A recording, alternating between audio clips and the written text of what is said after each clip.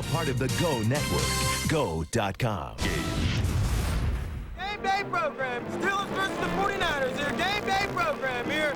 Matchup for the millennium here. Game day program. Hello again, everyone. This is Howard Cosell. Speaking of sports, I'm reporting to you tonight from Three Rivers Stadium, Pittsburgh, Pennsylvania. Howard. Why is this scene so extraordinary? Howard. Because there's so much national pride being evidenced here. Howard. Tonight could be one of the truly interesting evenings in the whole history of television. Howard, I know you used to do the intro for Monday Night Football, but for this broadcast, ESPN would like me to do it. I don't understand this evidently growing vocal truculence. I'm not trying to be truculent, Howard. It's just you weren't supposed to be on until the next segment. All right. Good night, girls. Ladies and gentlemen, sorry for the interruption, but welcome back to the second half of the championship game of the matchup of the millennium. Up for grabs today, the title, The Greatest Team Ever. I'm Mike Patrick along with Joe Theismann. And Joe, after last week's first half, the Steelers of the 70s trailing the 49ers of the 80s 20-7. You know, Mike, last week the Steelers got off to such a horrendous start, and it really all started with the opening kickoff. That Steelers return man, Ron Johnson, you got to wonder, what is he thinking? He lets the kickoff bounce free like a punt. And then the Niners pick it up, take it in for an easy 6. Terry Bradshaw, he had a tough day. Takes the snap, winds up fumbling the football, then gets injured a little bit later in the game. He'd return, but backup quarterback Terry Hanratty really did a terrific job. Hooks up with current Buccaneer coach Tony Dungy for the Steelers' only score in the first half. But in the second quarter, Joe Montana just kept things rolling, capped off an 80-yard drive with this touchdown run. Great moves inside. The 49ers added 2 field goals and went into halftime leading 20-7. Well, the big question now for the Steelers is, Can they do it? Can the Steelers come from behind in this battle of the decade? I'll tell you, Mike, if any team can, it's got to be the Steelers. Back in the 70s, they only lost 1 playoff game at home, and that was to the 72 Dolphins, who, by the way, went undefeated. They won the other 8 playoff games they played here, and I think a lot of that has to do with this unbelievable crowd. These fans are so rabid, you can't hear yourself. they're actually chanting millennium. There is really millennium madness that has taken over this city, and the fans have even broken out the old Steeler jerseys out of the mothballs. Those jerseys have never gone out of style. Those 70s players, heck, they're as popular now as they ever were. Framber's back, baby. He's going to cross Joe Montana. And all the old traditions are back. There's Frank Capri with the dancing monkey. Boy, the Steelers even brought back unemployed steel workers from the 70s to make the team feel more at home. You don't get to see much of that in Sausalito. We'll be right back. We've been waiting a whole millennium for this matchup. Bring it on, 49ers. Who's at the center of online investing? The engine driving the revolution? The power behind the boom? Knight, the world's leading market maker, where the trade gets done. Ooh, spot.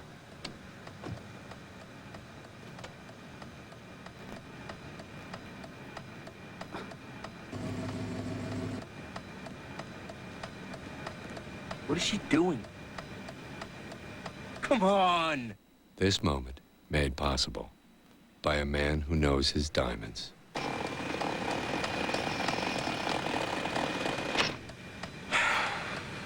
BlueNile.com. I think AOL is one big community. It's not hard at all to use. Customer service is always there to help. I've never heard of anybody else having what AOL has. People that are on are just like you. America Online. So easy to use, no wonder it's #1. Sign up today. What kind of beer you got? Food? Anything else? Haydn's Cello Concerto in C major. Which performance? Gorski, Yachting, or Chin? How's that possible? Our jukebox is every performance by every artist of every piece of music ever recorded. Could your business use the bandwidth to change everything? Ride the light. Quest. Where do you find leading technology? Experienced traders, all working to help you get the best price. the world's leading market maker, where the trade gets done. Welcome back, everybody, and there's a look at the Pittsburgh Steelers of the 70s getting ready to take the field, and there are the 49ers of the 80s. The Butterflies must feel like 747s. Well, let's face it, today could be the most important day in the history of professional football. I'm just thrilled to be a part of it. Me too. How about you, Howard? I find it a rather tedious bore, Joe. An entire year. Multi-thousands of dollars, as you know, expended on scouting, computerized systems. It's utterly absurd and a manifestation of inefficiency. Whoa, whoa, Howard, are you saying the Millennium Bowl is overhyped? You'd think it had been invented by Enrico Fermi and refined by Werner von Braun. Howard, you're one tough critic. I'm also a hypochondriac, by the way. Well, the Steelers aren't faking anything. They have to be dog-tired after their week-long bus trip from San Francisco. The first half was in San Francisco last week. Today we're here in Pittsburgh for the second half. The commissioner felt neutrality was important, but while we have neutrality, we also have controversy. Controversy on network television? I don't believe it. Hard to believe, I know, Joe, but true. The major story in the press this week has centered around the very different ways the two teams got back here. Our Ron Jaworski has been following it all week. After last week's first half in San Francisco, the Steelers boarded a Greyhound bus and headed back to Pittsburgh. They wanted to avoid the glare of the spotlight. Not so for the 49ers. They got on their luxury charter flight with champagne and caviar and headed to Pittsburgh, and that certainly created a media uproar. All week long, the 49ers of the 80s have been pilloried in the press for the lavish feast they enjoyed on their flight to Pittsburgh. Well, once we get up in the air, we're going to have a little filet mignon, a little shrimp cocktail. But when asked about their feeding frenzy, the 49ers remained unapologetic. There's nothing wrong with that. In fact, I think Napoleon used to think feeding his troops was pretty important, and he won a few battles, and so we might as well try ourselves. But several events have taken place that have led some observers to wonder if the Niners' 13-point lead has caused them to lose focus. On Wednesday, Jerry Rice was spotted chipping golf balls during practice. As for Joe Montana, he's been spotted out at night crooning in local clubs with pal Huey Lewis. It's all right, have a good time, 'cause it's all right. Still, the 49ers insist these distractions are no big deal. Tell you why I don't worry about it. Because I watched Joe Montana in practice this week, and he was flawless. And Jerry Rice works harder than anybody in a Pittsburgh Steelers uniform ever wore. From Ernie Stautner on down, it don't make a bit of difference. And we'll beat the Pittsburgh Steelers. I'm not worried about that. As for the Steelers, at 7:10 this morning, their team bus finally reached the Pittsburgh city limits. 4 days overdue and just 5 hours before kickoff. At the Fort Pitt Bridge, the Steelers were met by a police escort that took them directly to Three Rivers Stadium. You should see Gateway Center with the yellow balloons and the sign, defense, defense, we're number one. It's just about the most exciting thing I've seen since the parting of the Red Sea. Raucous crowds clad in 70s clothes lined the streets to welcome the team of the 70s back home. We managed to talk to some of the Steelers before they entered the locker room, and they told us of all the troubles they encountered during their cross-country trek. Going through Cleveland, we had a tire shot out from under our bus. The urinal kept getting stopped up, and we were pretty pissed. The Steelers were further incensed upon learning of the good time the 49ers had been having in their town. You never want to go into a visiting team's stadium gloating and shooting your mouth off, and like Ronnie Lott had been doing, and Joe Montana had been dancing and chasing our women in Pittsburgh. He'd been chasing our women. But it was this week's cover of Sports Illustrated that finally caused Coach Chuck Noll's temper to boil over at his pregame press conference. Coach, I assume you've seen the article in Sports Illustrated. What do you think? Are you guys finished? I won't even answer that question. All right? Trailing by 13 and lacking in sleep, the Steelers remain optimistic about their chances in the second half. Home field advantage is a big plus, especially when you're playing here in Pittsburgh with the black and gold, with the terrible towel, with everybody yelling and screaming. I don't care whether we're down by 21 points at halftime. We'll be able to pull it together and come on top. In the end, when it gets down to it, down to the wire, we will prevail. You want to win a big game, you get on a bus. You go across the country. And there's the resident genius, San Francisco's Bill Walsh. And that's quarterback Terry Bradshaw. He's grown enormously in his confidence of speech and presence. As has the man who has just entered the booth, ladies and gentlemen, Steve Sable from NFL Films. How you doing, Steve? Pretty good, Howard. How about you? Looking for a scrap here and a scrap there, just trying to eke out a bare subsistence in a perilous trade. Well, Steve, what do you think? Can the Steelers still pull this one out? Well, Mike, I'm holding in my hand the Steelers' schedule from 1976, a team that many consider to be the best Steeler team ever. And just listen to the number of points that defense allowed over the last 9 games of that season. They went 6 points, shutout, shutout, shutout, 3 points, 16 points, 3 points, shutout, shutout.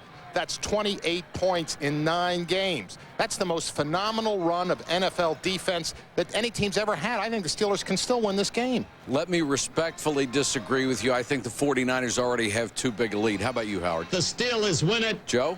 Mike, I got to agree with you. I think the 49ers are going to blow this thing wide open. And you're listening to the melodious sounds of the Tramps, part of the celebration of the 70s taking place today. Hard to believe the decade that gave us polyester and platform shoes also gave us the great Pittsburgh Steelers. What the hell is this? Howard, that's disco. I mean, they say you used to be a pretty good dancer, Howard. Can you still cut a rug? Yes. Hey, Howard, what are you doing? I didn't mean show us now. The body's still lean, taut, tight, angular, supple, Howard, it's not big enough in here. Howard, what are you doing? Hey, watch your elbows. Oh, man. I wish that I could shimmy. Howard. Like my sister Kate. Please go to commercial.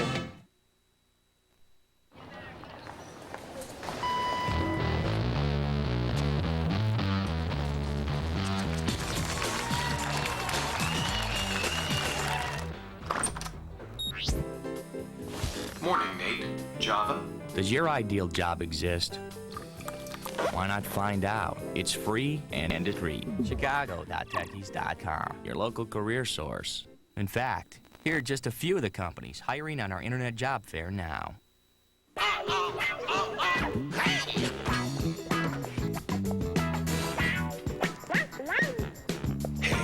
Hey. Hey.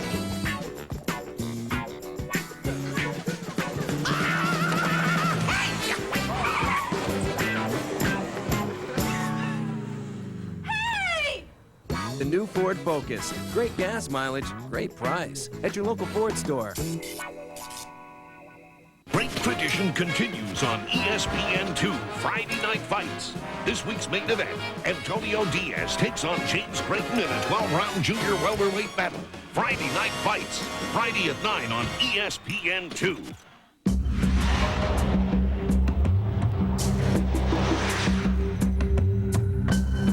The NHL on ESPN. This is the game. Red Wings, Coyotes, tonight at 9 on ESPN2.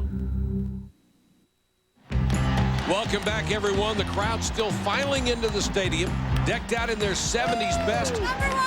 And we are just moments away from the most important half of football in the history of the NFL. 1, 2, 3, let's go, baby! The 49ers kicked off to start the game last week in San Francisco, so they'll receive to start the second half. And we are ready to go. That's Roy Gerela.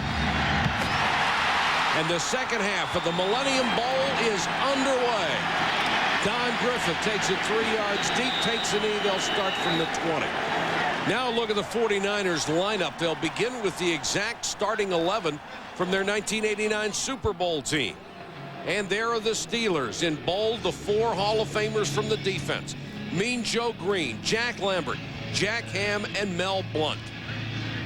And all they have to do today is shut down the greatest postseason quarterback in the history of the game. And oh, by the way, the greatest receiver of all time as well.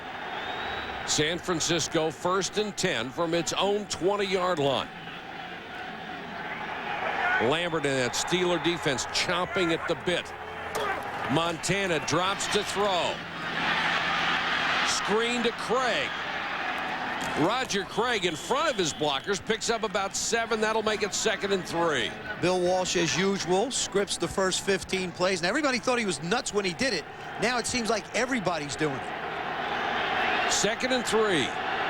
Andy Russell sliding down the line. Dwight Clark in the lineup for John Taylor. Montana back to throw. Looks for Dwight Clark. And that's broken up by Ron Johnson. Commissioner Paul Tagliabue. He's a decent, fine man. Comports himself at all times in the finest, cleanest, most professional manner. Montana brings the offense to the line. Donnie Shell looking in on him. 3rd and 3. Montana to throw. Number 63, Ernie Fats Holmes through to get it. Well, and I'm sure Bill Walsh can't believe it. The 49ers go 3 and out. But what a great start for that Steeler D. You know, Mike, maybe they had a little bit too much late-night carousing with Huey Lewis this week, especially Joe. He looks a little sluggish. Let's go down to the Chiodo Tavern in downtown Pittsburgh to see what the common man thinks of the matchup of the millennium. Oh, it's the greatest thing ever.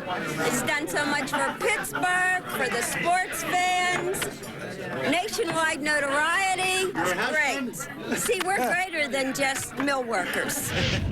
You know, you just have to love these hard-working, blue-collar fans here in Pittsburgh. They're so genuine, so authentic. Slow down. What, don't you agree, Howard? Put it on the table. They're a seedy lot, hangers-on, dugout mentalities, no horizons, no awareness of packing the Supreme Court, no awareness of the great crises of the great cities, no awareness... All right, Howard, we get the point. You're not fond of Pittsburgh. I've been here 2 days, going on 6 months. All the folks in Pittsburgh, when you write your letters, please send them to Howard Cosell. His remarks, not ours. Lynn Swann back for the punt. And he'll take it out near the 35-yard line, hit by Tom Rathman down on special teams. They're using all their stars on the special teams today. And there's the Steeler offensive lineup. Franco Harris and Mike Webster, both Hall of Famers, as is that man, 2-time Super Bowl MVP Terry Bradshaw. Did you know his rookie year, his passer rating was a microscopic 30.1? No. But he told us that wasn't nearly as brutal as the first time he met you, Howard. Hey, guys, roll the clip. I went to do a Monday night interview on the field live, and he said, I'm standing here with the #1 flop in the National Football League, rookie quarterback Terry Bradshaw. Woo. Yo! Hey, Howard, how could you do that to our good friend Terry? That little punk from the South. Hey, but he's a successful broadcaster now, Howard. It's the jocks who played the game, right? They should be on the air, right? What are you implying, Howard? Our industry debased itself by taking men and making announcers of them merely because they played the game. How many touchdown passes have you thrown? They're not in touch with contemporary America. Oh. Some former jock saying, we'll have another look at that. And you've got 2 million tune-outs in prime time. All right, that's it. We have a game to do. Harris and Blyer are set behind Terry Bradshaw. 1st and 10 on their own 36. The handoff to number 32. That's Franco Harris across the 50, brought down at the San Francisco 43. What a great block by Mike Webster. Webster was enraged. On defense, the 49ers will play a 3-4. Haley, Carter, and Board up front. They can't stop the run. Turner, Buns, Reynolds, and Romanowski in linebacker. They got no linebackers. And Ronnie Lott in the secondary, along with Wright, Williamson, and Hicks. That's not too bad. This defense relies more on tactics than terror. They remind me a little of that Dolphins' famous no-name defense. Other than Lott and Haley, they don't really have that many stars on defense. Blyer and Harris are the backs, watched by Keena Turner. 1st and 10 at the San Francisco 43. Bradshaw faked the handoff and then thrown down by Haley, a loss of 2. Charles Haley is fired up. He told us earlier this week exactly what he was going to do to Terry Bradshaw. Here it is. It'll be easy getting to Bradshaw. We need to just, take his helmet and stick it up his butt, make him realize that, hey, we're not going to let him bully us around. 2nd and 12 for Bradshaw. Drop straight back to throw. The blitz is on. Somehow he got out of there and dumps it. It's Grossman with a catch. Even so, they'll lose 1. They really tried to confuse Bradshaw with the blitzes. They're working on his head. And just like last week, the Steeler offense showing no signs of life. Here we go, 3rd and 13. Bradshaw to throw again. Looks down the middle and fires.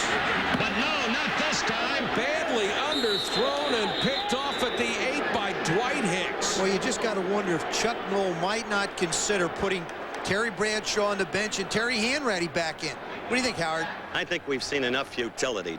Terry Bradshaw is a nice kid, but he's a real dope. The 49ers still in control, 20-7, and we'll be right back.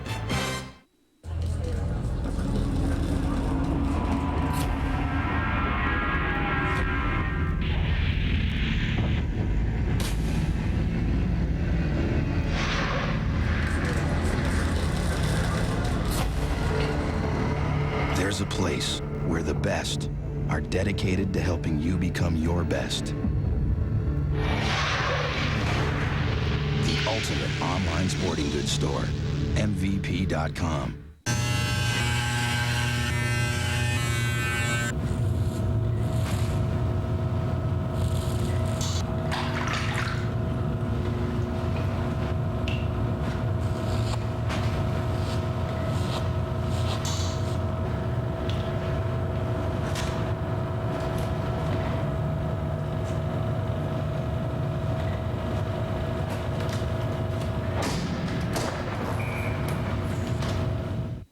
On the foul line of life, you stand alone, but that's not the way it has to be.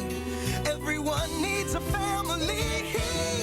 Taking a three-point shot for love, taking the bus on the big game day, taking a charge for the team you play for, taking a chance, going all the way. There's nothing you can't do, 'cause there's no I in team, but there's definitely a you. Hoops Malone, brought to you by College Hoops, is coming soon to ESPN.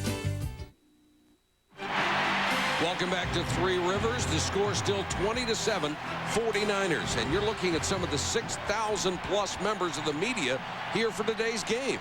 There's some of your old sports writer buddies, Howard. You know, they haven't been very kind to you after the first 3 telecasts. It was almost conspiratorial, it seemed to me, the way certain classes of sports writers came out of the woodwork to go after me. Didn't one of the guys accuse you of being a big shot who thinks he's bigger than the matchup of the millennium itself, Howard? Now, that's the kind of sports print journalism that I find utterly and totally obnoxious. Howard, just take it easy. I'm not being a big shot. They've lost. They can't lay a glove on me. They are a disgrace to the journalism they pretend to be a part of. Whoa! I guess we can kiss the Emmy goodbye.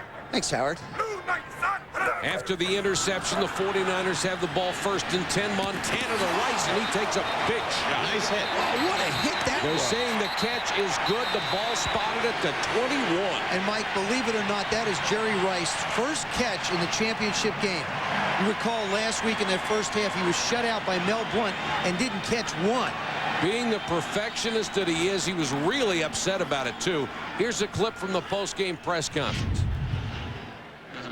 So the main thing for me is try to go in there and really just get back into the end zone and win the ball game. Jerry, does it bother you that you haven't caught a pass yet in the Millennium Bowl? Everybody asking me the same question. You know, how many times I got to answer that one? Jerry, answer it one more time. No, I'm gone.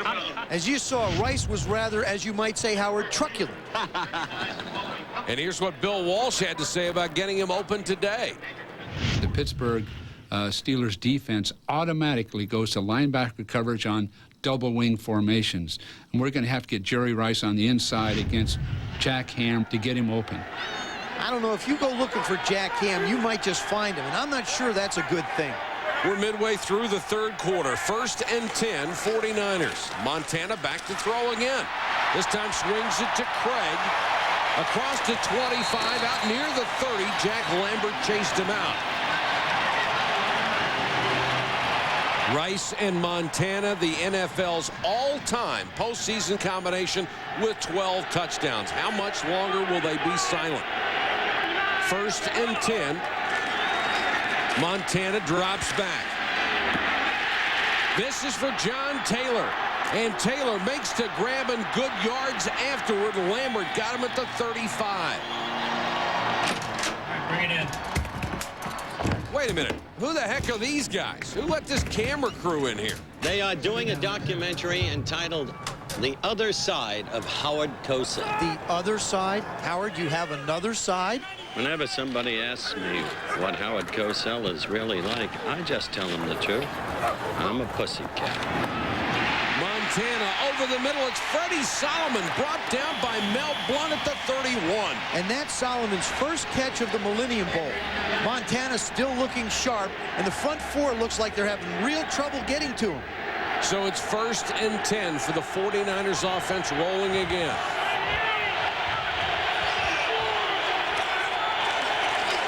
Montana drops back. Wants the quick slant. Jerry Rice, he's got room to run down to the 21-yard line. The Steelers cannot afford to give up another score here.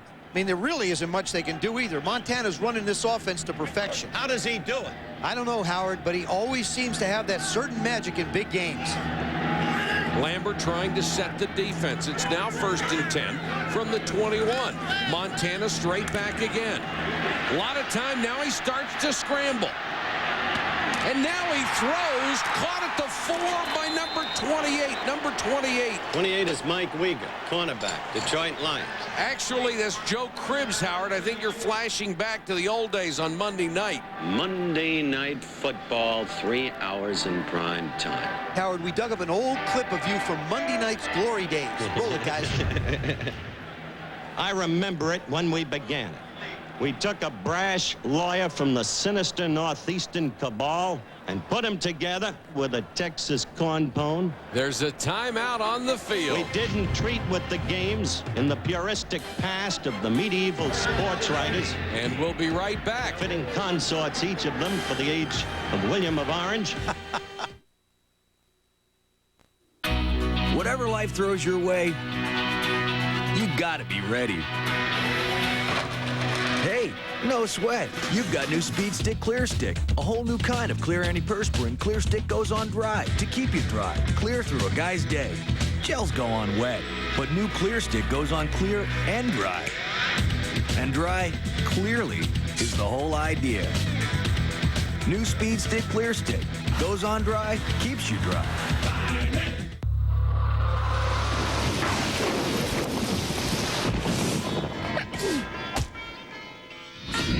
Got any books I might like? What did you have in mind? Homer's Odyssey in the original 5th century Greek. Attic, Doric, or Ionic dialect. How's that possible? I have every edition of every book ever published in every language. Could your business use the bandwidth to change everything? Ride the light. Quest. ESPN Classic presents Classic Sports Movies. Every Sunday night, the world of sports and movies collide with real classics every Sunday night at 9, only on ESPN Classic. To get ESPN Classic, call 1-800-CLASSIC today. Welcome back to Three Rivers Stadium in Pittsburgh. Tension now reigns supreme. That vaunted steel curtain defense has its back to the wall once again. The 49ers with the ball on the Steeler 4-yard line. 1st and goal. Pittsburgh can't afford to give up another score. Montana straight back.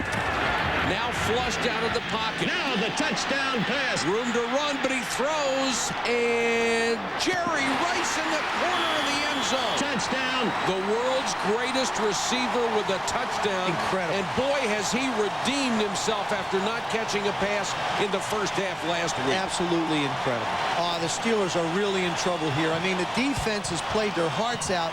But heck, when you're down 26-7, what do you say? Even the great teams need a little bit of luck. Watch on the replay. You're going to see Fats Holmes giving chase. But he still can't get to Montana. Just watch his throw. Softest touch in the world. That's the 3rd touchdown the steel curtain has given up. Almost unthinkable. Even the 49ers' Tom Rathman was shocked. Here's what he had to say moments ago. Not 1, not 2, but 3. Can you believe it? I can't. If the Steelers don't have enough to worry about, look at this. The 49ers are bringing in Steve Young for the 2-point conversion. And there aren't too many teams that can bring in a future Hall of Famer off the bench. I got to go to work. Fortunately for you viewers, we have Steve Young wired today. You'll be able to hear his every word. Fox 2 double square out on set, ready? Holy cow, somebody's got some flesh on the bottom of their cleats. Young coming in is not a shock. Before the game, Bill Walsh told us we might see him. We'll start Joe Montana in this game, but that doesn't mean Steve Young won't come in. Steve is the best running quarterback of all time, and so he's a great change of pace for Joe Montana. Young comes out for the two-point conversion try. Pumps it over the middle and caught. Sensation. Jerry Rice, not only the touchdown, the two-pointer as well. The 49ers making no mistakes. It's absolutely unbelievable, isn't it? I think the 49ers have just put this game away. I mean, watch this. You'll see it. It's the quick slant. And how many times have you seen that? Everyone knows it's coming, and they still run it to perfection. It's really a testament to the execution more than anything the Steelers are doing on defense. Let's get down to the sideline to Ron Jaworski for an update. Thanks, guys. If the Steeler fans seem a bit rammy today, I think it's because of this stuff, Millennium Ale, which was produced specially for this game.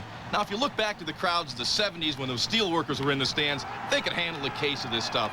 But I'll tell you, the trouble today started with the yuppies up in the stands that really can't handle it like those old steelworkers could. I'll tell you, this is good stuff, Howard. You ought to give it a try. Well, if you guys want to try some, we've got a bottle here. Yeah, I'll try a little. Pour a little of that beer. I've not tried that beer. Pour a little in the captain's glass and pass it on, huh? Okay, Captain. That's enough. That's enough.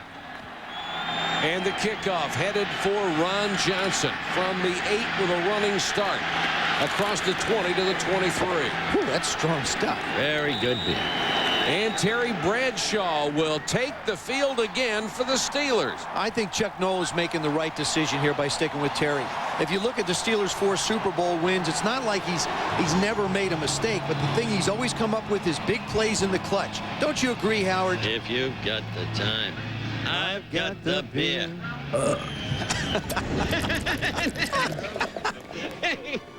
Bradshaw remains in the game, but fares no better than he had before.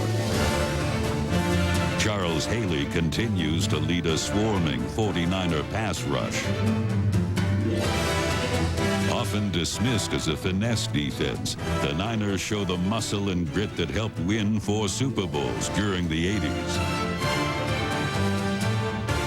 The Steelers are left battered and bloodied. Meanwhile, Steve Young has the 49ers on the move. Hustle, hustle, hustle, hustle! Steve Young continuing to press the offensive pace. Now it's 3rd and 4. Back to throw. Quarterback draw. And Steve Young will have the first down and more. And that will bring us to the end of the 3rd quarter. The score, San Francisco 28, Pittsburgh 7. How's that beer coming, guys? I wish that I could go back to the States with Rita. On that note, we send it back to Chris Berman in Bristol. Well, who would have thought it? 28-7, the 49ers after 3 quarters of play. Pittsburgh's offensive woes, could they be due to that long bus ride they had back from the West Coast? Who knows? San Francisco certainly arrived sooner, leaving on a jet plane. Well, if you missed the 3rd quarter, here's the action. Steelers got things rolling with a 21-yard run by Franco Harris, but 2 plays later, Terry Bradshaw picked off by number 22, Dwight Hicks, and his hot licks. For the Niners on offense, Jerry Rice, remember, was shut down last week by Mel Blount. Not this time. Joe Montana, 2 big passes on this drive to Rice. Then touchdown from Montana off the scramble. The Niners bring in number 8, Steve Young, off the bench for a 2-point conversion. Slant to Rice, it's good. Word from the sideline is Young's going to play a while to start the 4th quarter. 28-7, San Francisco after 3 quarters. I know it's at 3 Rivers, but Pittsburgh certainly has their work cut out for them. Mike, Joe, and humble Howard back after this. When pliers won't grip, ratchets won't click, and wrenches won't fit, you just have to quit. No way! Introducing the Squeeze Wrench. It works in virtually any space and fits any place. Look, in this tight space, an ordinary wrench can't turn. But with the Squeeze Wrench, you can easily tighten with no trouble at all. A simple squeeze of the handle accelerates the Squeeze Wrench to tighten or loosen standard and metric nuts and bolts. Now easily tighten a ceiling fan blade, repair a barbecue grill, or install a light fixture where no other tool has gone before. If you can squeeze toothpaste, you can operate the squeeze wrench. You can even reach a bolt behind the oven without moving it. The secret is internal ratchet action that allows you to get power in impossible places, like behind a door handle or in between a crib. Watch, this handheld driver gives you limited power, but the squeeze wrench is over 3 times more powerful on the same bolt. Now, adjust a rusty lawnmower, install a garage door opener, or tackle any tough automotive job. Hey, stop busting your knuckles with a regular screwdriver, because the squeeze wrench comes with these screwdriver attachments. Now, any hidden screw is easy to get to. Why spend hundreds on tools when all you need is the squeeze wrench? During this special TV offer, you get the squeeze wrench, 5 metric socket inserts, and 4 standard socket inserts, this 1/4-inch bit adapter, and 2 screwdriver bits, all for only $19.95. But it gets better. As a bonus, we'll include this compact carry case to store your squeeze wrench in the kitchen, workshop, or trunk. Yours free. The squeeze wrench comes with an incredible lifetime replacement warranty. If it ever breaks, wears, or fails, we'll replace it free for life. No questions asked. So order now. Credit card customers call 1-800-398-5959 to order your squeeze wrench for just $19.95 and receive the bonus carry case free, or send check or money order to this address. We also accept checks by phone. Call 1-800-398-5959. Welcome back, everybody. Ready to start the 4th quarter. Only 15 minutes stand between the San Francisco 49ers and the title, the greatest team ever. Steve Young still in the game. We talked to him earlier about facing the steel curtain. The steel curtain, you're going to have to be able to extend plays. Me and Joe Green, you don't want those guys, L.C. Greenwood, you don't, no way. You want to give them a chance to start making big hits on the quarterback. So we're going to continue to move the ball, get it out quick, same kind of thing. There might be something in the second half that with fatigue, we can take advantage of. White 90! White 90! But as they did so often in the 70s, the Steeler defense mounts a furious 4th quarter charge, burying Steve Young under a barrage of black jerseys and knocking him out of the game. But the last hit draws a costly penalty. And they're calling it a personal foul against Dwight White. He is not happy at all. And there's team captain Ronnie Lott. I think he's arguing White should be tossed out of this game. That's absolutely unbelievable, isn't it? They really shouldn't even have to talk this over. I mean, this is the biggest game in the history of mankind. I can't believe they would even consider throwing Dwight White out of this game. They don't even understand that law and order begins with the fundamental law of the land, the Constitution and its multiple amendments.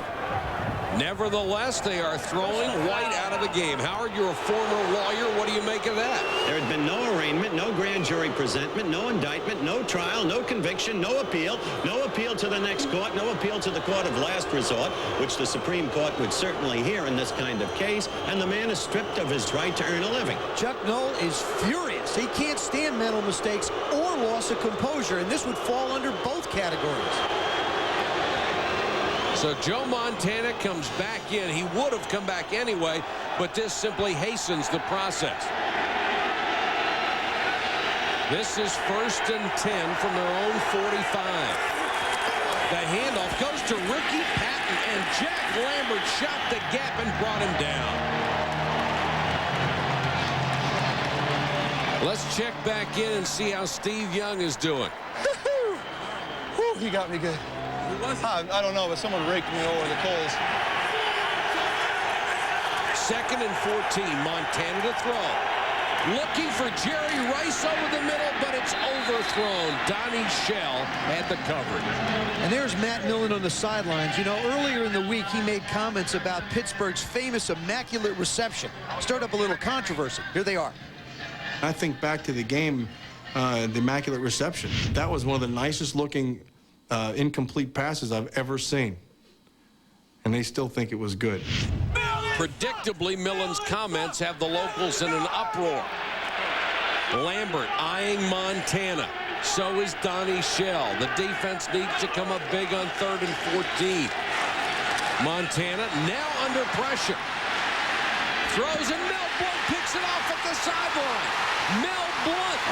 Nobody's going to catch him. It's a 6-point play for the Steelers. Oh, man, what a gift. The Steelers are right back in this ballgame. Hall of Famer Mel Blount comes up big. The score 28-13 pending the extra point. We'll be right back. Over 1 million stomachs have gotten tighter with 8-minute abs. And to celebrate our success, we created 8-minute 2000 total body workout. I went from this flabby spare tire to a washboard stomach. Thanks, 8-minute abs. We've combined 8-minute abs, arms, legs, and 8-minute buns in a super intense 8-minute workout for only $19.95. Flatten those abs, shape those buns, and tone your arms and legs. Call now and we'll include a free $5 rebate. That's right, you get total body workout for only $14.95 with rebate. Call 1-800-257-5700.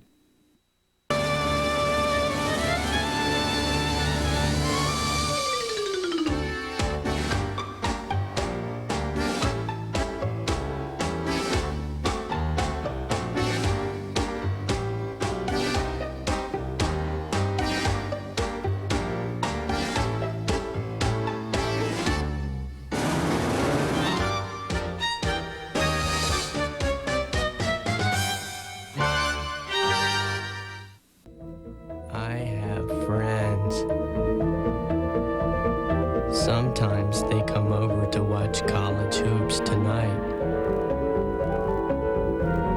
I think they want my knowledge.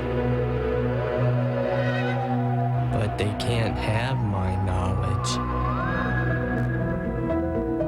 It's my knowledge.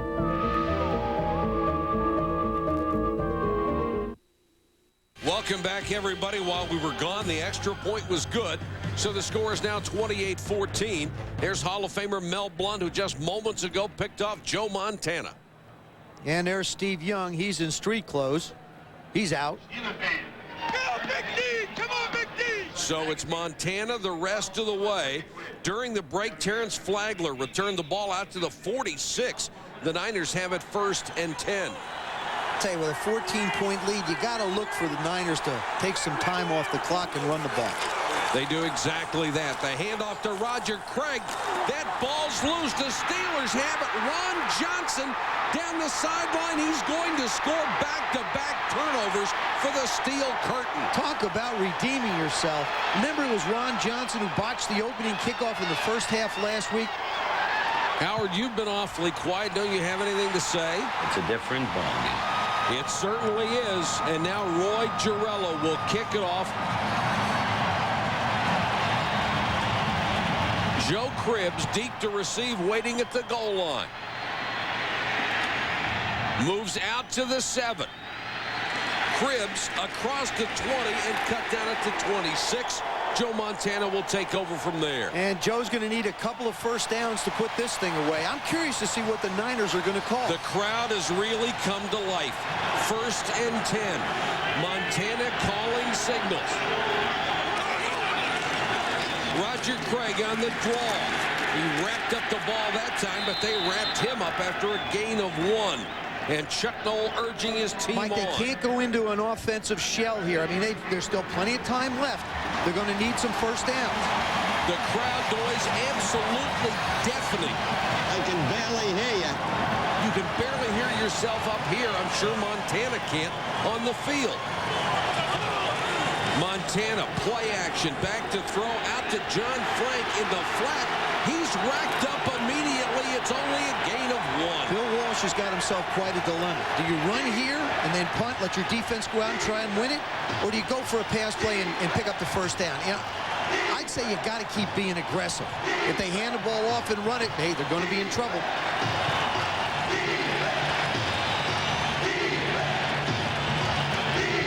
The crowd chanting defense. Lambert sets his unit. 3rd downs don't get any bigger than this. 3rd and 9. Montana to throw. No pressure. And it's picked off by Jack Lambert. He's down the sideline. The 49ers chasing him, knocked out of bounds at the 22. Oh, Mike, the Steel Curtain has taken over this game. Even if the Steelers don't win the matchup of the millennium, this will go down as one of the greatest defensive performances in the history of the game. The 49ers once had a 21-point lead, but it's now down to 7. A minute and 12 seconds left. It's up to the Steeler offense now. Offense, take that football all the way up the field. Lynn Swann, he always credited his acrobatic skills to the ballet training he received as a youngster. He also used ballet training to get ready for this matchup of the millennium. Round the jump the leg, swing the leg, around. Wow, no wonder he jumped so high. Hey, Mike, his tutu isn't going to help him against Ronnie Lott, though. And there's Ronnie Lott. Rocky Bleier, the man in motion. The handoff to Franco. The Steelers running the ball. Franco does not get out of bounds. The clock is still running. Well, I just don't understand that call. The clock ticking. 59, now 58.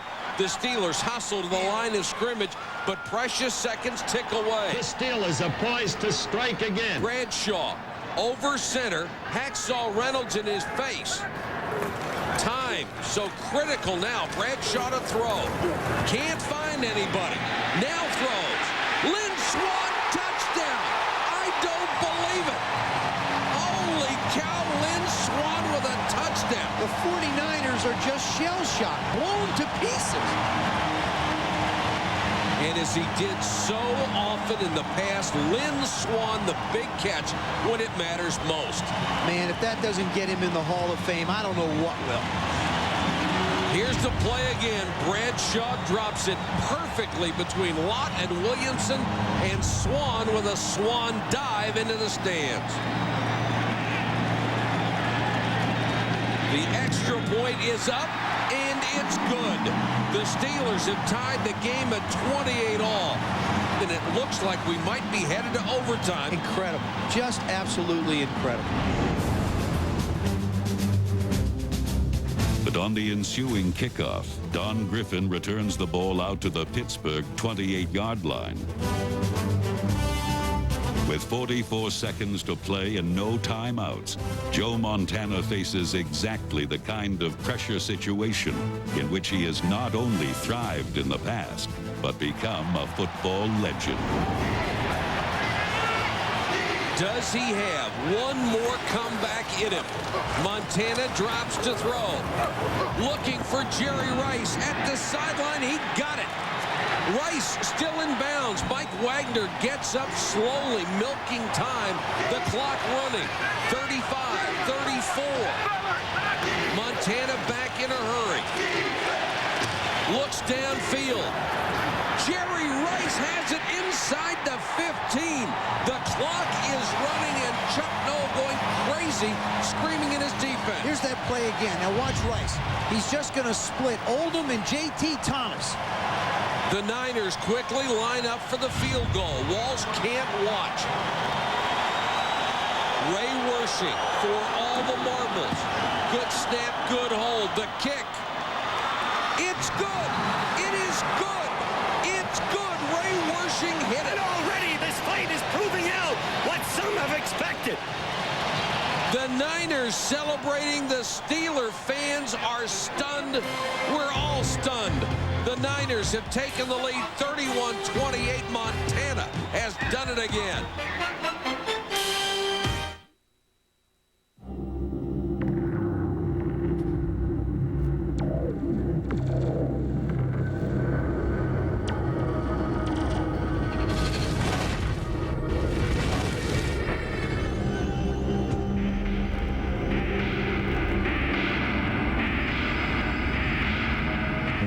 Kind of data internet company. We move at internet speed.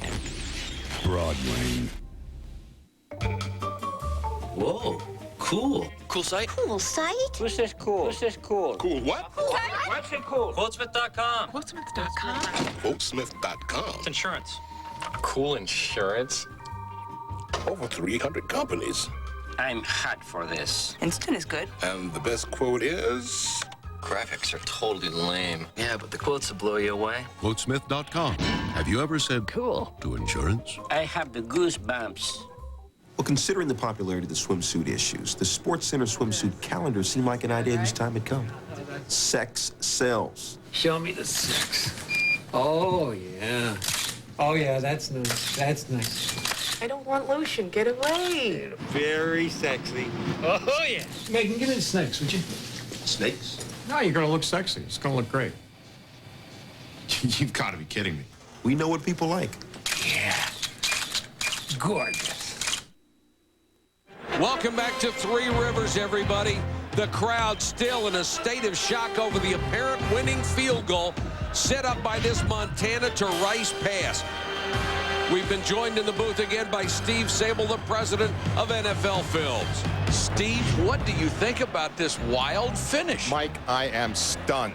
I've always considered the 49ers of the 80s one of the great NFL dynasties, but to be honest, I never thought that they could come here to Three Rivers Stadium and knock the 70 Steelers off with a roster of all their Hall of Famers. But I guess, as Howard likes to say, that's why they play the games. Very good. You know, after 4 weeks of bickering, it's really nice to see you two getting along. He's the most competent professional announcer, and he's all man. He's a decent, fine man. You know what we're going to be doing after the game, Joe? No, what? Howard and I are going to Hugh Hefner's party at the Playboy Mansion. And what are you guys going to be wearing? We are going suitably attired. He is going in the nude, and my vital organ will be covered. There'll be a tape over my mouth. Common decency prevents us from adding anything else. There's the Millennium Trophy under constant guard. Very soon it may be the property of the San Francisco 49ers. The 49ers are huddling on the sideline. Let's listen in. The boy is going to party tonight. Well, 5 seconds left. Not much the Steelers can do now. The 49ers will most likely squib kick, and that will be it. Ray Wersching lining up with the kicking team. And they do kick it short. Loose ball. And that one finally got out of bounds with 2 seconds left. Steeler ball at the 46. There's not a whole lot that Chuck Noll's going to be able to tell Terry Bradshaw at this point. Well, knowing Chuck Noll, he's probably keeping it short and simple. Bill Walsh encouraging the troops.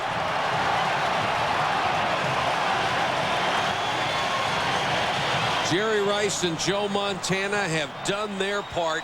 Rice having an unbelievable day. And, of course, George Seiferd's defense. Boy, did they play well. Brilliantly, really. But can they hold them for one more play? The Steelers and the 49ers, the NFL's two greatest dynasties, now standing on the threshold of history. The Steelers break the huddle. The fans are in an absolute frenzy. Hacksaw Reynolds shows blitz. Ronnie Lott ready to go. Bradshaw, last play of the game. Here we go. Bradshaw drops to throw. Looks over the middle. It's deflected. Tipped. Franco out of nowhere. Franco's got it. No. Not again. Oh, my. Franco Harris. Immaculate reception. 2.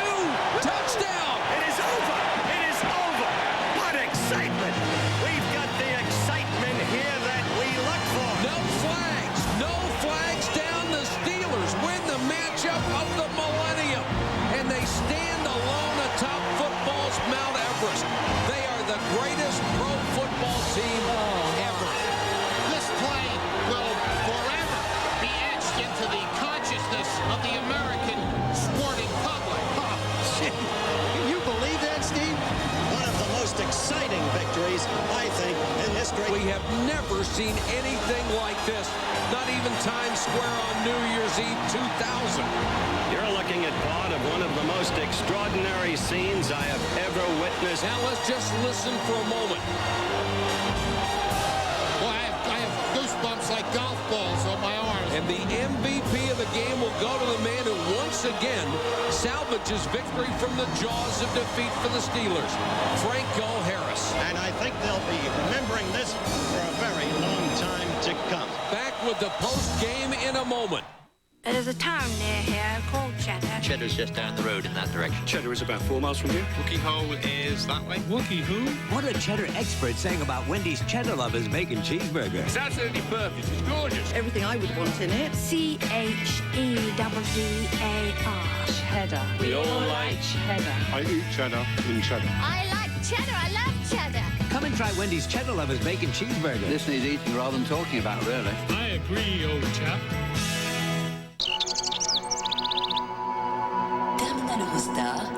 I will never let good interfere with great. I will do more than what's expected. I will not always have the solution, but I will always find it.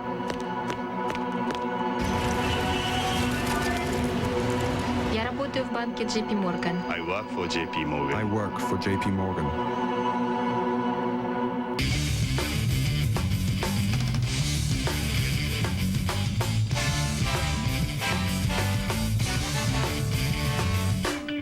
The Winter X Games begin Friday at 9 on ESPN. Love the athletes and stars here to celebrate. Hotel rooms are comfort, the mini bar. Greatest time sports, gonna be a heck of a time. Celebrate the greatest athletes of the decade live from the MGM Grand, February 14th at 8 p.m. on ESPN. Welcome back, everybody, once again. The Steelers of the 70s have won the matchup of the millennium, 34-31 over the 49ers of the 80s. And with that, let's go down to the winning locker room and talk to the star of the game, Franco Harris. Franco, how are you feeling? Right now, I'm just enjoying this. You know, like it's just really a great feeling being that you're #1 again, and all week long, everybody was against us. But like, we knew what we had. We just had some championship blood in us, and we went out there, and it was tight, and we just proved it. Unfortunately, in a game like this, there is always a team that loses. Let's send it to Ron Jaworski, who's standing by with 49er coach Bill Walsh. Coach, I know this is a very difficult question, but how bad does it hurt to have just lost the matchup of the millennium? Coach Bill Walsh understandably upset at having lost the matchup of the millennium. A devastating experience, I'm sure. On the flip side, we go back to the Steeler locker room, and Art Rooney has just been presented with a game ball. His Steelers finally have one for the thumb. Outside, the Steelers fans still haven't left the stadium. It's about time for us to wrap up what has been a memorable broadcast. What about credits? Is McKay giving those? What, Howard? What about credits? Is McKay giving those? Howard, you know ESPN doesn't give credits. You know, though, Mike, I think in this case we might be remiss if we didn't acknowledge our guys in the truck. I mean, Peter Frank, Digger O'Brien, that great Dave Douglas. Way to go, guys. Over the past 4 weeks, we've seen some of the greatest players in NFL history go head-to-head. And we leave you now with scenes from all 4 games of the matchup of the millennium. This was an experience that was truly a pleasure to be part of. You know something, Mike? If they do it again at the end of the next millennium, I plan on being there. You can bank on that. How about you, Howard? I'll be there. Steve? I wouldn't miss it for the world. All right, folks, we'll see you in 1,000 years. Thanks for watching, and take care. This is Howard Cosell saying what happened here tonight happened, and that's what will be remembered so long. Howard, do you always have to get the last word in? Joe, God invented losers. He had you in mind. The NFL is online at www.nfl.com. For more, log on to ESPN.com, part of Go Network. Go.com. ESPN thanks you for watching this presentation of the National Football League.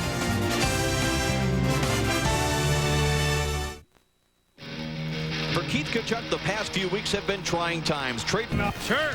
But will the unbeaten Rams be able to perform their high-flying act on the grass of Arrowhead? Can Dante Peak and lead mighty Minnesota to 7-0? New England marches into Indy looking for a season sweep. Will the lowly Bungles finally get a win and set an NFL mark? Could Tennessee get a titanic victory over Baltimore? Washington tries to keep it all rolling. NFL Primetime kicks your way next.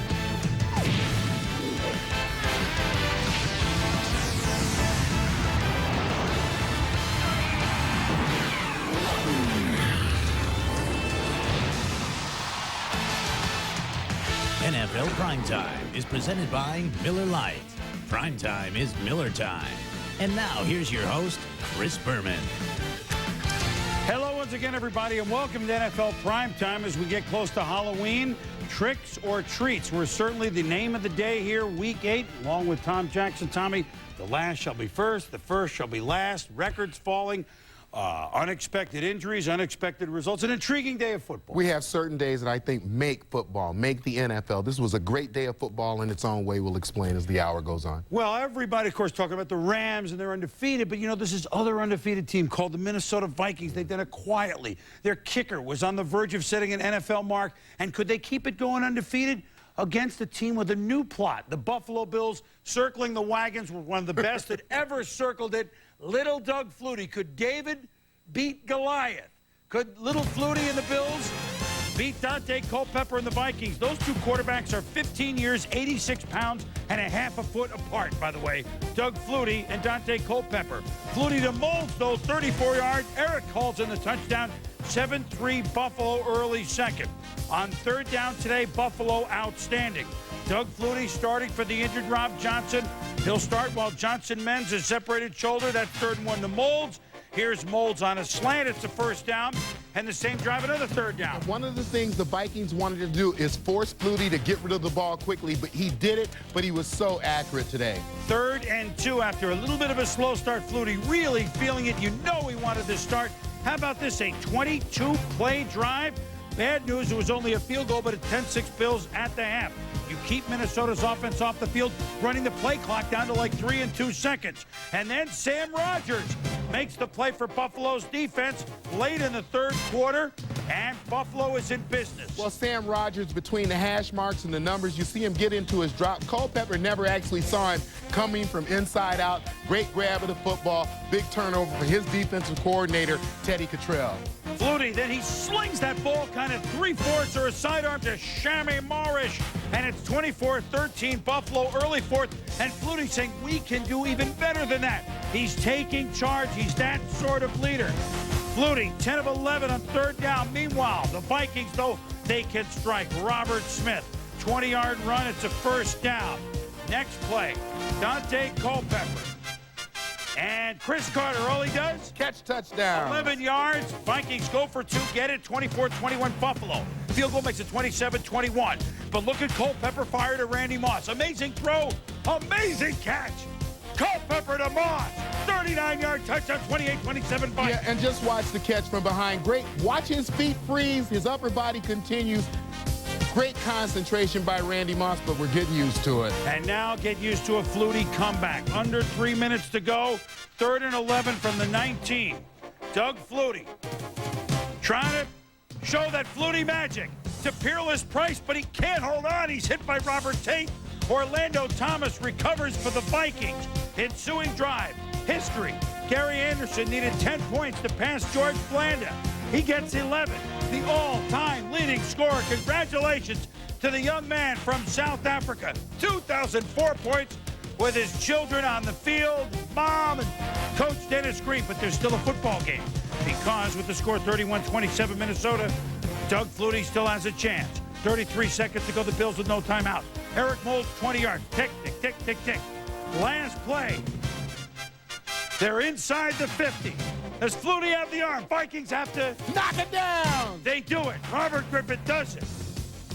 And it's Doug Flutie and the Bills come back short after Minnesota comes from behind. They were 11 down. Vikings remain undefeated. They are 7-0 as they win it by the count of 31-27, despite the fact Buffalo had the ball for 36 minutes, despite the fact the Bills outgained the Vikings by about 50, 60 yards. But you know what? First things first. When you're the all-time record holder for points scored, as Gary Anderson did, obviously a day you'll never forget. It couldn't have happened in a more special way. You know, about halfway through the 4th quarter there when we were down by 13, it didn't look like a field goal was going to help us any. And I think it was just indicative of how our teams played all year. And we found a way to get it done. And then for me personally, to get an opportunity to kick a field goal at the end in front of our home crowd, and in that kind of setting at the end of the game, it was I couldn't have written it in a better way myself. So Gary Anderson, who kicked for Pittsburgh from 82 to 94, a couple of years in Eagle, a year in San Francisco, the last three of the Vikings, 41 years young, drafted but let go by Buffalo in 1982, has certainly made himself quite a professional, hasn't he? Congratulations, Gary, one of the good guys. 2,004 points, eclipsing the mark held by Hall of Famer George Blanda, son of a former pro soccer player in England. He came to this country after high school, growing up in South Africa, kicked at Syracuse. What he's done in the NFL, and by the way, he's still going awfully strong, and so are the Minnesota Vikings, Tommy. 7-0. No, someone told me that Dante Culpepper hadn't started before this year. They must be kidding. Well, this is all about his ability to be poised on the football field. I think show a maturity that you don't expect from someone who is his age. Now, yes, he has great weapons around him in Randy Moss and Chris Carter and Robert Smith in that offensive line. But when they need leadership, you can see that he is getting better at it week in and week out and winning as he grows. You know, so you're getting the best of both worlds if you are head coach Dennis Green. Unreal. And now they're 7-0 as they were 2 years ago. That is correct. They were knocked from the unbeaten ranks 2 years ago by Tampa Bay. It's interesting, at Tampa, that's where they play next. The last 3 years, the last team that remained undefeated, Denver, and the Rams, all won the Super Bowl. As for Buffalo, that poise you talked about, I don't think they have a lot of it with their young players, even some of their young big-name receivers, not getting out of bounds, fumbling balls. Until the poise of the rest of the team matches the poise of Doug Flutie, efforts like today will be wasted, in which they really outplayed the Vikings and outsmarted them for most of the game. But credit to Minnesota because they've done it all year. Now, Tennessee and Baltimore atop the AFC Central. Tennessee 5-1, Baltimore 5-2. This is a big ball game because Tennessee had just dispatched of, quote, one bully, Jacksonville. Now here's the new bully, Baltimore, with their rock-solid defense, which knocked Eddie George out of the game with a sprained MCL very early in the first quarter.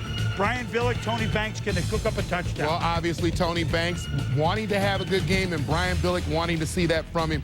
Priest Holmes stuff right there inside the 5-yard line. Well, they all hit on that Tennessee defense, don't they, Tommy? Second to go, Priest Holmes to the 1.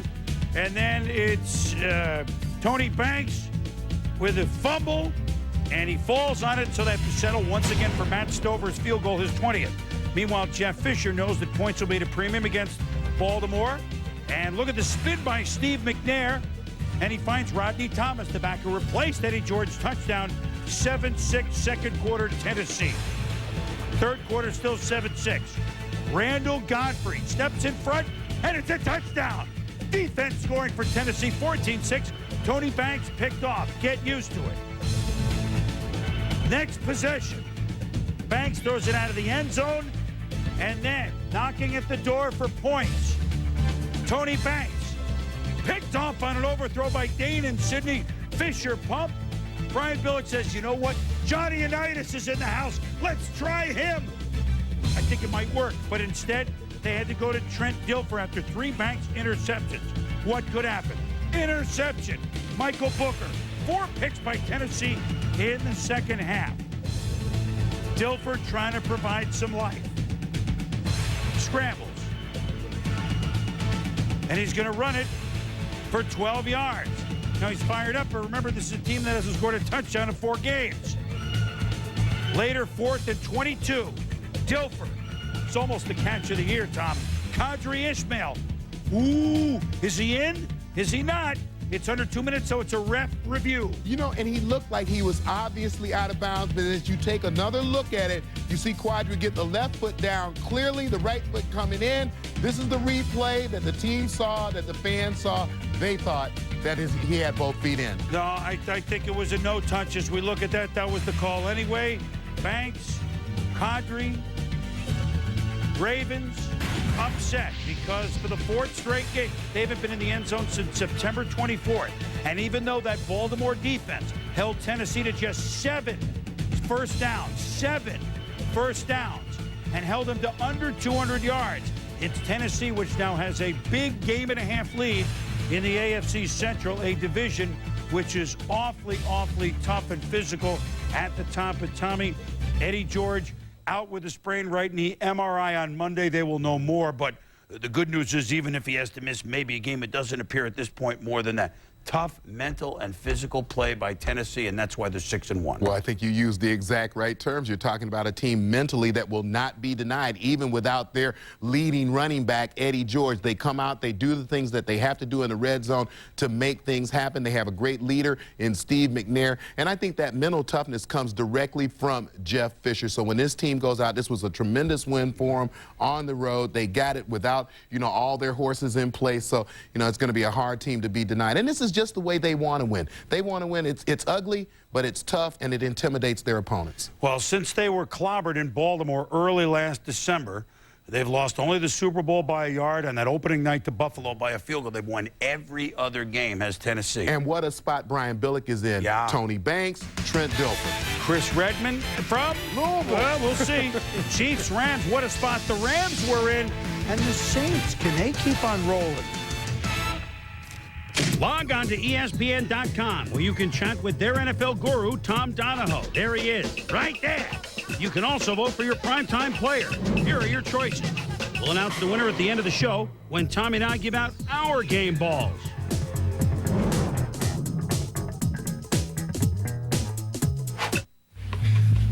Oh, she left a signal. Looks like they're at it again.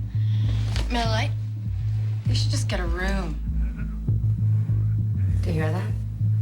I'm just gonna be sore after this one. Hey, how are you? Hey, how was yoga? Great. Getting together after class? Grab a Miller Lite. It's Miller time. Yeah, I think I pulled something.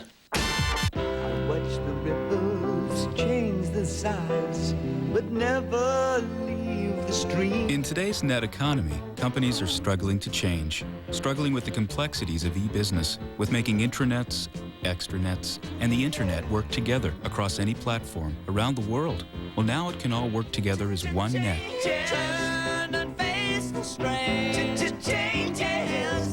With Net Services software from Novell, the power to change. She's in the black Bonneville. Bonneville with Magnister. For handling so precise, it can even outmaneuver itself. Stop all black Bonnevilles.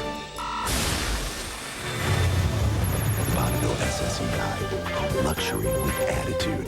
Get over $5,900 in average finance savings on any new 2000 Bonneville with 0% APR for up to 60 months. See your Pontiac dealer today. Been a long day. Do you stop at Red Roof Inn where there's always a friendly face? Or take your chances somewhere else? Hi. Shh. I'd like... Could I just... Busy.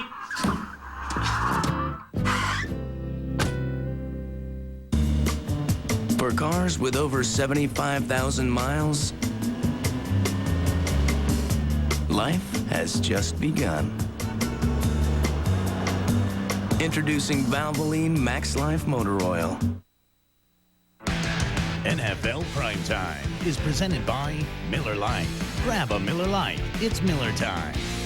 And by Novell, the leading provider of net services software. Who dat? Who dat? Who dat say they're going to beat them Saints? Ricky Williams, 4 straight games, 100 yards. The Saints have lost 10 straight to division rival Atlanta. But Ricky has not lost that number. 12-yard touchdown, 7-3 Saints first. Now watch this with the score 13-7 Falcons third. Ricky Williams, Tom, makes the turn. Look at the power and look at the athleticism at the end. It's a touchdown. 5 straight games with 100 yards, 14-13 Saints. Let's watch the power and athleticism of William Rolfe, going to be playing the left tackle spot. This is down at the bottom of the screen. Watch everything collapse inside. Ricky Williams has a clear corner, gets him all the way to the end zone. And how excited is William Rolfe to be blocking for a back like this? Meanwhile, how excited is the leading defensive football? 6 sacks as they get Chris Chandler. Keith Mitchell makes the sack for the Saints. Next Saints possession from the 1. What could possibly happen? Yeah, we'll give it to Ricky Williams. 3 touchdowns, 21-13 Saints.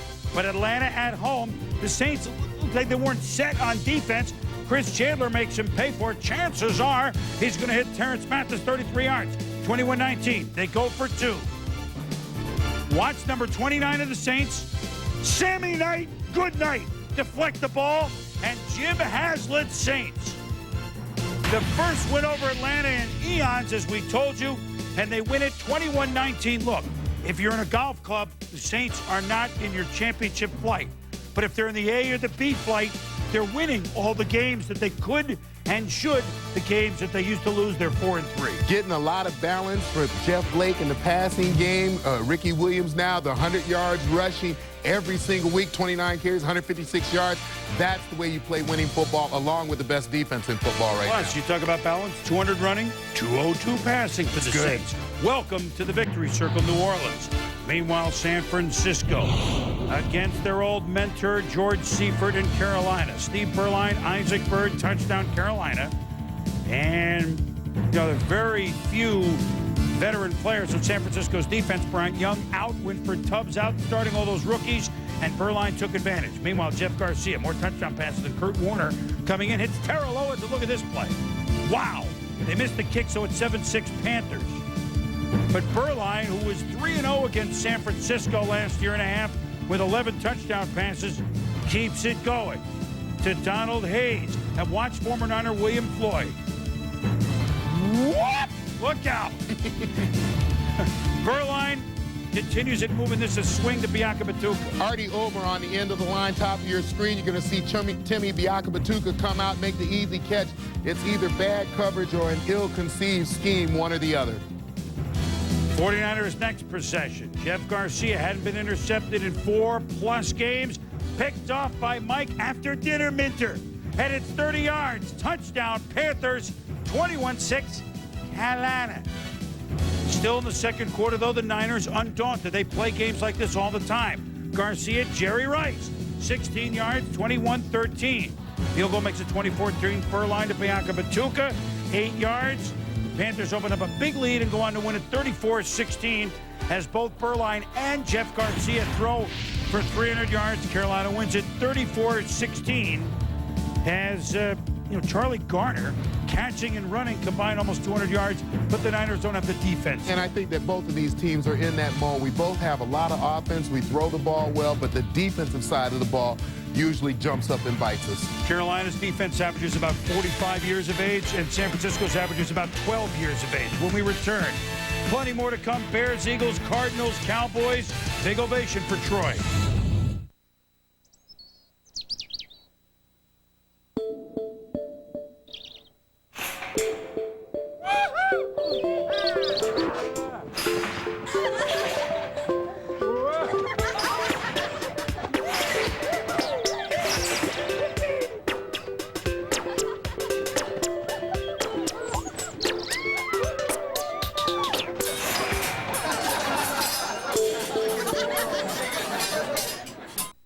There are thousands of websites where you can see financial information, hundreds of books and magazines you can read. But while information is important, what really matters is what you do with it. That's where Waddell & Reed can help. We offer personal planning through our financial advisors across the country. Combined with our acclaimed investment products, this means you don't have to bend over backwards to find personal financial advice. Just call Waddell & Reed. Investing with a plan. The day we took SportsCenter public, that was a red-letter day. The big news today, SportsCenter's IPO. Shares opened at $233. Then they interviewed Steiner. Charlie, how does it feel to be the #1 volume mover? It's really incredible, especially when you consider we don't even own our own cameras. But that doesn't seem to be a problem. The investors seem to love us. I shouldn't be telling you this. They're talking to me now about having my own show. The stock market is a fickle mistress. I'm not even sure we own the rights to the name ESPN. Welcome back to NFL Primetime for Week 8. How about them Cowboys? How about them Cardinals? You know what? Classy move, Dallas fans. Big cheer for Troy Aikman after his 5-interception game last week against the Giants. And you know what? Here's Arizona. Kerry Blanchard opening kickoff away. I mean, oh, those tricky Cardinals. This is the opening kickoff. Whoop! Oh, boy. What could possibly happen from there, Tom? Not much worse than that, Boom. Wayne McGarity fielding a punt. Good coverage. 59-yard touchdown. Cowboys 14-0. And the hardest hit he got on this play was the Cowboy. Rowdy, man, whatever it is. 56-3 against Vince Tobin's Cardinals in the first quarter. Tough to come back from that. Chris Warren, up the middle. Breaks a couple of tackles, and he's gone. 32 yards, 21-0 Dallas, early second. Things going good for the Cowboys, not so good for the Cardinals. You see a 5-man front by the Arizona Cardinals. Watch Larry Allen, the left guard. He pulls out, doesn't have anybody to block.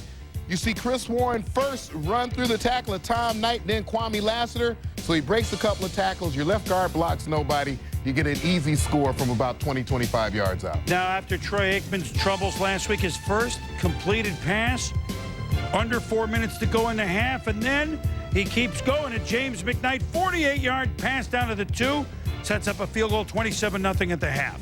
More Dallas in the third. Troy Aikman, Rocket Ishmael, 9 of 15 for 154. But guess what? 2 touchdowns. A veritable laugher. Arizona has lost 11 straight regular season games in there. Not even close. And Dallas looked pretty good one week. They looked very poor the next week. Maybe they get their sea legs at some point. Third time this year that Emmitt Smith has had 20-plus carries. Third win that you've had. You've lost every other game. It's hard to figure. 112 yards for Emmitt, and they win it 48-7. Team in the NFC East quietly making a move. Philadelphia Eagles at home against the Chicago Bears, a team we thought would make a move this year, but not to be.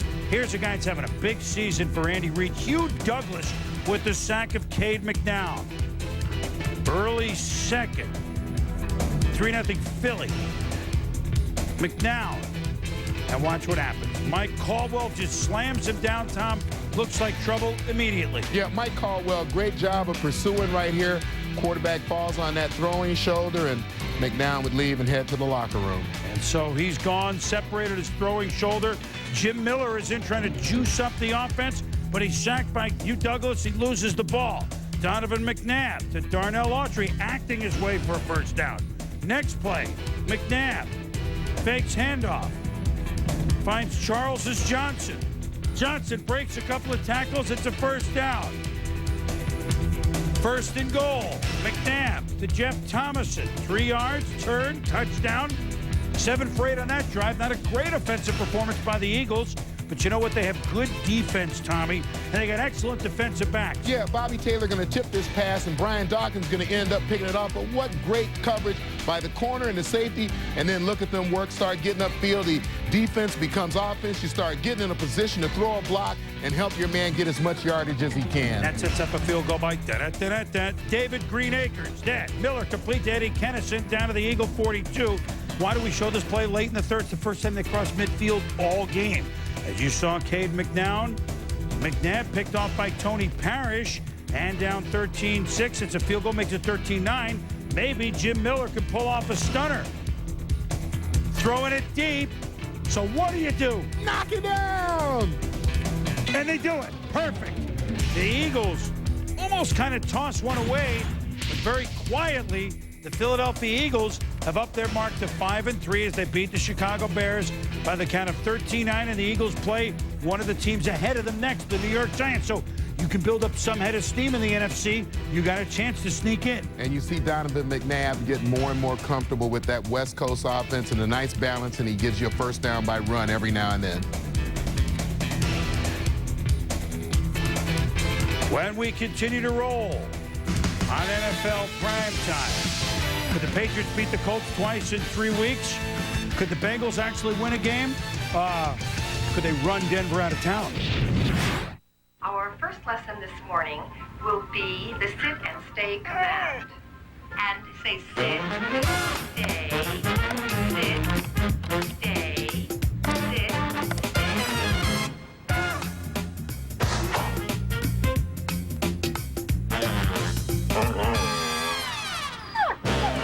This dog's in big trouble.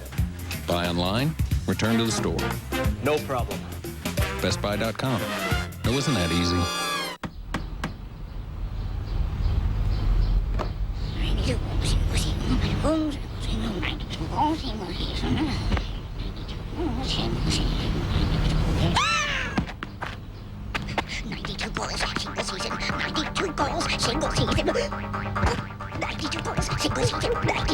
Single season, 92 goals. Single season, 92 goals. Single season, ESPN's 2-Minute Drill, the ultimate sports quiz show. Mondays and Thursdays at 7. Who's got style? I think Keyshawn has a pretty good style. Dion's just total style. He's the king of style. The guy's always dressed impeccably. I think Mike Holmgren's got a lot of style. Ricky Williams, he's got the crazy hair going. Ain't nobody beat Sap's hairdo. There's no better style than that. But he got the game to back it up. Any lineman trying to pull off a style that's not right. Name it, man. The fur coats, the pantyhose. You know, I guess if you look good on the field, you play better. And to me, that's style. Welcome back to NFL Primetime, presented by Miller Lite. Patriots upset the Colts a couple of weeks ago in Foxborough. Drew Bledsoe and the Pats and Bill Belichick all have success against Peyton Manning and the Colts. And a surprise, Kevin Falk sits the rookie J.R. Redmond starts at running back. He was impressive. You know he can dart. And look at him make the touchdown on the screen from Drew Bledsoe, 19 yards, 7-0. P-Man. That drive, almost 9 minutes. The Colts didn't take as long to move the ball. Manning to Marvin Harrison, 51 yards. We're tied at 7. P-Man had the ball 23 minutes first half.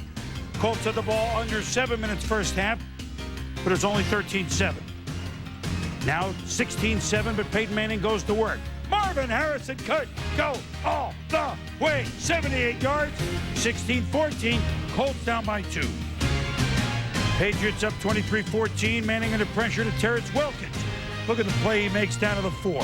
Well, outstanding. And Peyton Manning getting rid of the ball with rhythm. But here he's going to make a mistake. He's going to throw the ball right to Bucky Jones. Could have gone 100 yards right there. Just couldn't hold on to the football. Syracuse. South Africa. No, that's Gary Anderson. Shovel pass from Manning to Edgerrin James. Touchdown. Within 2, it's 23-21 New England. On the option, they employed Michael Bishop for a couple of plays. Pitch to Kevin Falk. Not a first down. First play of this drive, under 5 to go, Edgerrin James. Oh, look at this stiff arm for 16. Then Tommy, more James. Well, Edgerrin James runs with such power. You see the great body lean there, the nice cut to the outside. What a combination of speed and power. And they go back to James and Edgerrin into the end zone. A 16-point fourth quarter for Indianapolis, who have blown games to New England before like this. So Bruce Armstrong, who know that the one team that his team could always count on beating were the Colts, but not this time. Bledsoe, who is 8 for his last 9 in wins against the Colts, doesn't get it this time. An important, if not impressive, win by Indianapolis, Tommy. And yet New England controlled the clock. They ran the football well. They did so many things well. You know, you look statistically, this is a hard game to figure out exactly how the Colts won it. Did you say running the ball well? Running the ball well. Ladies and gentlemen, pay attention to a game you were not going to pay attention to until this day happened for Dick LeBeau, one of Hogan's heroes. And his hero today was Corey Dillon, 4th year from Washington.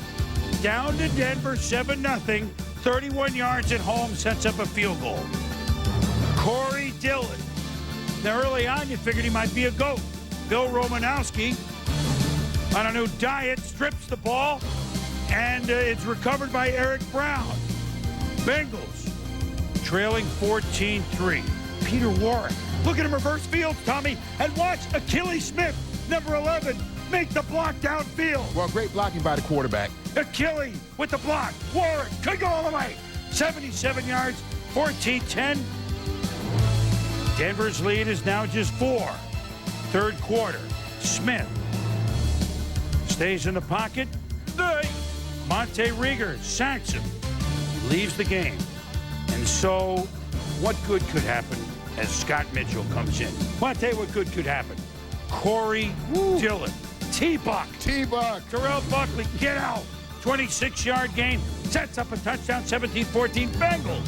Fourth quarter. Not the former Bronco, your teammate Steve Foley, but it's a Bengals Steve Foley stripping Brian Greason. Recovered by Raynard Wilson. Yeah, and you know, a good strip of the football. Turned it back over to the Bengals, and they go right back to Corey Dillon. Right back.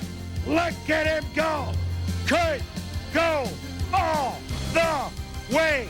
Power, speed, smells the end zone, 65 yards. Dillon, over 300 yards. It's over 200 yards. Ensuing drive. Brian Greasy, Rod Smith, 28 yards. 24-21.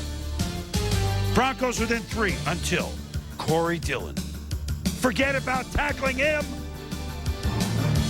41 yards. He's in there for a touchdown. What a succession of runs. Corey Dillon, 278 yards. A new NFL record for single-game rushing. And he's overwhelmed. He's overwhelmed. I wish his team didn't do this. They meant well. But this is breaking a record held by Walter Payton. He already owns the rookie rushing record, held until 3 years ago by Jim Brown. Wow! Corey Dillon, 31-21. The Bengals win their first game this year. And Corey Dillon himself stunned. I'm still in shock.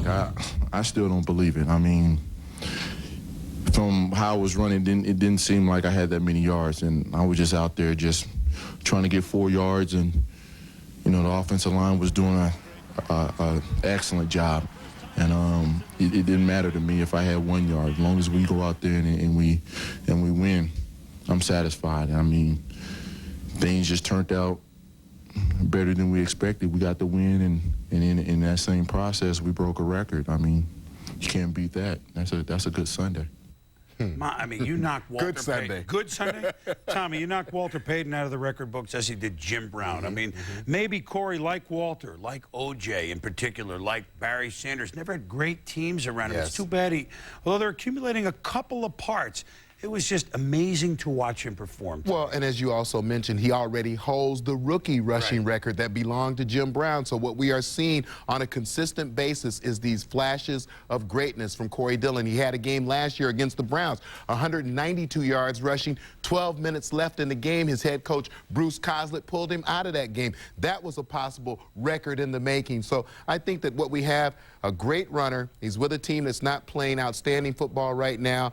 And whether he will be with that team or another team, left to be seen. But you know that he's drawing the attention of other coaches right now. And think of all the changes that he's had. He's running for a team that's usually behind when you don't run the ball. So we'll never know if he was with a team up to this point, up 7, up 10, up 14. But we know what he did today. As we go inside the numbers, this is as good a list as you could ask for in the NFL. And Corey Dillon, we watched it unfold today. Peyton, Juice, yeah. And there's that rookie record we talked about, 246. With 278 yards rushing, Corey Dillon, welcome to the NFL record books. Inside the Numbers is brought to you by Visa, the preferred card of the NFL. Visa, it's everywhere NFL fans want to be. So we've seen all-time records. We've seen single-game records. Would we see an undefeated record go by the boards?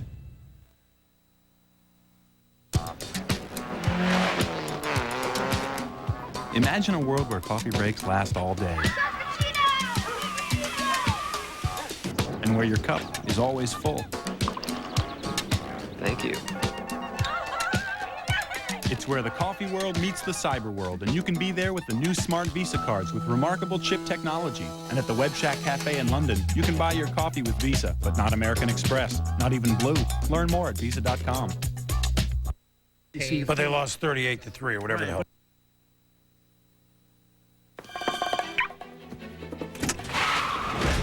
She's in the Black Bonneville. Bonneville with Magnister. For handling so precise, it can even outmaneuver itself. Stop all Black Bonnevilles.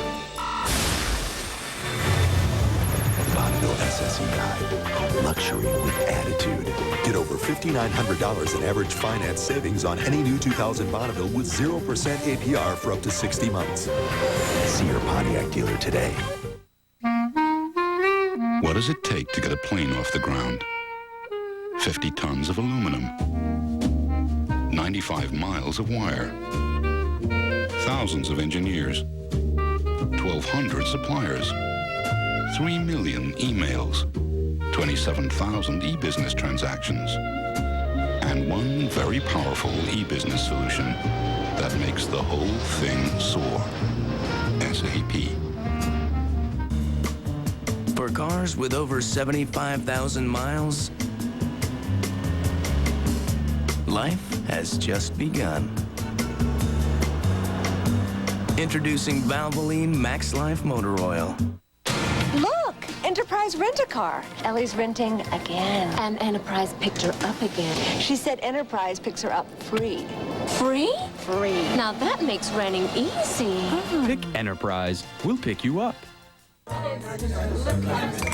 Oakland is north and San Diego is south, in the state and in the standings. And on Sunday, the Raiders' potent offense will try to keep it that way. It's the Raiders versus the Chargers at 8:30 on ESPN Sunday Night Football. It's football after dark.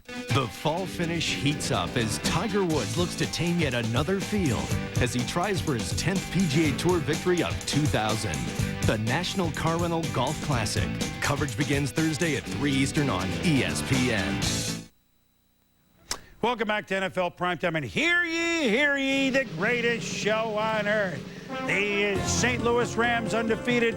They can jump through hoops of fire. They can walk the tightrope, the high wire. They score 43 points a game. They're setting all the passing records behind Kurt Warner. It's the greatest show on earth. Well, except for one problem. When they traveled across the state in Missouri to meet the Kansas City Chiefs, the memo never got there about the big top. And here we go. Battle of Missouri and a sea of red, always tough Arrowhead. And, they tried out Hank Stram and Bobby Bell on the right. Willie Lanier was there. And some of the old-time Chiefs. So maybe, just maybe, the old-time Chiefs could inspire plays like this. James Hasty early on picks off Kurt Warner. First half minute of the game. Sets up a touchdown, 7-0 Chiefs. After field goal makes it 10-0. Warner sacked by Lou Bush. Tommy, they're coming with a fury. Next play. Ball batted by Dwayne Clements, the big man. John Browning interception. Sets up a field goal, 13-0 Chiefs. John Baker must never punt. How many steps could he take? Blocked by Bracy Walker.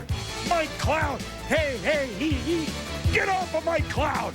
20-0 Kansas City. First time, 32 quarters, no points scored by the Rams. Oh, boy. It was going that well. Yeah. But second quarter with the score 20-7. Elvis Gerbach. Tony Gonzalez, 27-7. The dunk. Maybe the Chiefs are the greatest show on earth, at least for this day, as the Rams are playing their first game on natural turf this year. Warner to Marshall Faulk. Can't keep a tough man down, that's for sure. Marshall down to the 5. But Kurt Warner fumbles the snap. Donnie Edwards recovers. Mike Martz is looking on because he knows something's wrong. And what it is? Warner. Broken pinky. Maybe on the exchange. He's going to be out 4 to 6 weeks. Oh, boy. Gerbach to Derek Alexander. 30 yards. 34-14. What a licking the Chiefs are putting on the Rams. So without Kurt Warner, it's Trent Green. To Roland Williams. Big guy, 43 yards. Green threw 3 touchdowns all in the second half. Still a game here, Tom. 34-21. Leonard Little knocks Gerbach down. And he had to leave the game with a contusion of the right arm. Yeah, we'll take another look at the hit. You're going to see Leonard Little come in from Elvis Gerbach's right side and pin his arm to him. It's one of the worst spots you can be in as a quarterback. Your right side, your throwing side exposed. Right elbow bruise, MRI tomorrow. And so, one of our favorites, Warren Moon, the ageless one at 43, still throws better than 3/4 of the quarterbacks in the league. To Kevin Lockett, to the 45. 43-year-old Warren Moon. Tommy, look at this. Look at the throw. Look at Warren Moon. 7-yard line to Tony Gonzalez. And how did he get open? Well, it's that professional push that every receiver has, every great one. Gonzalez gives Devin Bush the little shove, clears enough space to get the football. That is almost never called in the NFL, so you have to practice it as a receiver. Jack B. Kimball. Jack B. Quick. Kimball Anders with a touchdown. 47-28, Kansas City. Oh, Warren Moon. Touchdown, Moon. 3 for 3 in his first action since November of last year. Kurt Warner, Rams, losers for the first time this year. Last year they were 6-0 and they lost at Tennessee. This year they were 6-0 and they lose at Kansas City. the most points the Chiefs have ever scored at Arrowhead, 54-34. But the big news, not that the Rams have lost, not that the Rams have lost this big, but that they've lost their trigger man, Kurt Warner, for 4 to 6 weeks. More than anything, it seemed like it just kind of came up and caught my pinky funny. I don't know. I don't know all the details. I don't know exactly, heat of the moment, you never know quite exactly what happens. Kurt, you said something good could come out of this. I mean, you got to rebound. These are humbling experiences. There's always times when, you're playing well and you go out and you feel that that you can win every game. And, these are situations where you say, hey, we got to show up and play every game. We can't just walk on the field and expect to win. Kansas City Chiefs have been an interesting team this year. Gunther Cunningham, remember, so emotional, 2 tough losses early on, says he's thinking about retiring. Then think they just lost that tough game at home last week to the Raiders. But with a win like today, Gunther Cunningham said, in his own words, this afternoon he saw the light. It took me a year and something to get this football team to maybe shed a little personality on them. What happened out there today is what I've believed in, and for those of you that thought I was a carryover from Marty Schottenheimer, I love Marty Schottenheimer. I want you to know that. I learned more football from that man than any guy I've ever worked with. But Marty and I live on the other end of the poles. And Gunther Cunningham now has his team on the winning way again. And the Rams, hey, look, they're 6-1, Tom, but you live by it, you die by it, right? Outstanding effort by the Chiefs. You give Gunther and his boys credit. But when you look at the Rams, they were undefeated. They were scoring 44 points a game, but they were giving up 30-plus points a game. And I think that lack of defense was bound to haunt them at some point during the season. Now you lose the MVP of the league, Kurt Warner. Trent Green will play well. I don't think there's any doubt of that. But will he play as well as Kurt Warner? It is unlikely. What will happen to this team as they go on through the season will be very interesting. Well, the improvement they need, they have hired Bud Carson, who decided not to because of health reasons. Bud Carson is now the co-defensive coordinator with Pete Junta. The Rams, the first team to score 50 and give up 50 since the '86 Jets.